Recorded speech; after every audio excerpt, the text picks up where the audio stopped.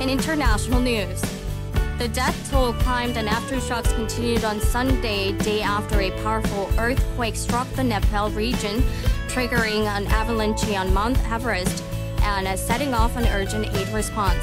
The earthquake hit a heavily populated area of Nepal, including the capital Kathmandu, where at least 721 people died, and its impact spread far beyond the Kathmandu Valley. Strong aftershocks were still being felt on Sunday, including one with a magnitude of 6.7. The magnitude 7.8 quake was the worst to hit Nepal in 8 decades and caused damage and fatalities in neighboring countries. Indications suggest the death toll across 4 countries is likely to rise substantially in the coming days. Full news from Busan EFM with me, Esther Seo. Students and teachers from Taebong High School in Changwon City who left for Nepal 10 days ago were confirmed to be safe.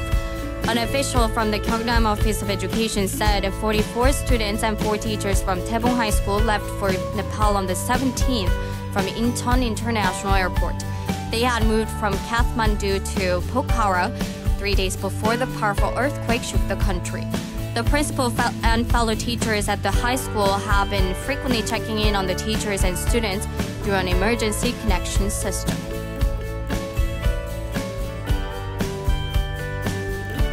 Busan Global International School has begun its operations. The school is aimed at providing support for new immigrants as well as education for immigrated children.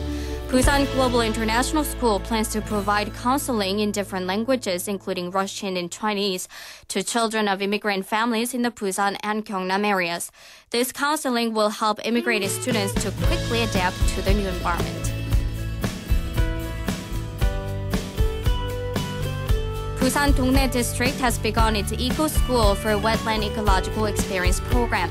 The program will be held until October in the wetlands of Swaemisan of Sajik-dong in Dongnae District.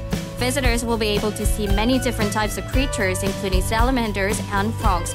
Field trips for students will be held every first and third Wednesdays from 2 to 4 in the afternoon.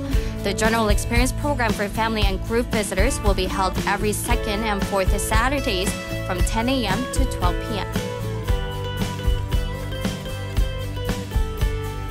An official from the Busan city government said it plans to build 4 additional happiness villages using the crime prevention through environmental design or CEPTED this year.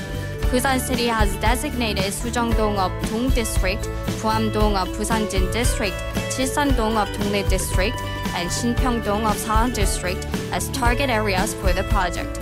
The city has chosen these areas after consulting with the Busan Metropolitan Police Agency on the 22nd. In cooperation with the Busan Design Center, the city and police plan to make the CEPTED by investing 850 million won. Construction will begin in June and is scheduled to be completed by the end of this year. Upon completion of the projects, the number of CEPTED happiness villages in Busan will increase to 23.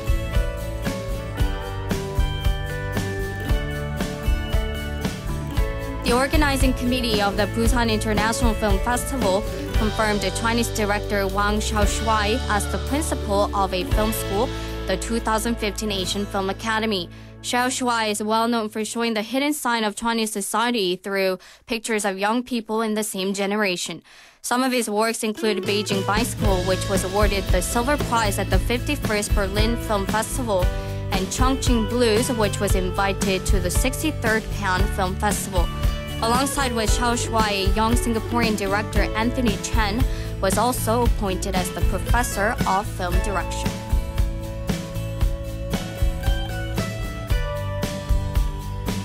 For the first time in 5 years, the Lotte Giants has swept their 3-game series against the Samsung Lions. Lotte beat Samsung 7-1 yesterday at Sajik Stadium thanks to excellent pitching from starter Brooks Raley.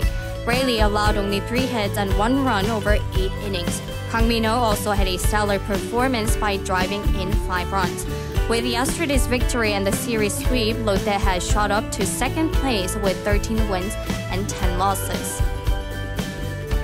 And now for the weather. A dry weather advisory has been issued in Busan, Changwon, and some parts of Gyeongnam. Finders levels are bad. The highs in Busan is 22 degrees. It is currently 20 degrees here in Busan. That's all for this hour's news. Thank you for joining us. Now you're listening to Busan EFM.